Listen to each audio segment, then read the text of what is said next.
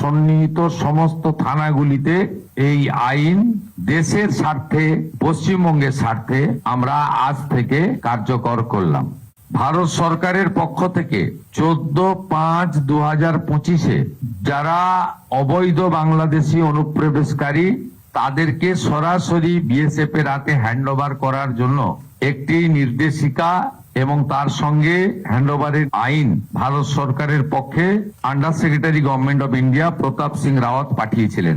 পশ্চিমবঙ্গের আগের সরকার একদিকে শরণার্থীদের সিএএ দেওয়ার ক্ষেত্রে বিরোধিতা করেছে, অন্যদিকে এই গুরুত্বপূর্ণ সুযোগ বা আইন ভারত সরকার যেটা দিয়েছিলেন তাকে কাজে লাগেননি।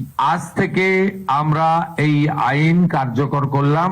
এর ফলে সিএ এর অন্তর্ভুক্ত যারা 31/12/2024 পর্যন্ত এসেছেন তাদেরকে কোনো পুলিশ কোথাও হ্যারাসমেন্ট ডিটেন করতে পারবে না। সিএ এর আওতায় যারা নেই তারা হলেন কমপ্লিটলি অবৈধ অনুপ্রবেশকারী ইনফিল্ট্রেটার্স। তাদেরকে সরাসরি রাজ্য পুলিশ গ্রেপ্তার করবে এবং ডিটেন করবে এবং হ্যান্ডওভার করবে বিএসএফ এর হাতে, এবং বিএসএফ বিডিআর এর সঙ্গে কথা বলে তাদেরকে ডিপোর্ট করার ব্যবস্থা করবে, অর্থাৎ ডিটেক্ট, ডিলিট, এবারে ডিপোর্ট।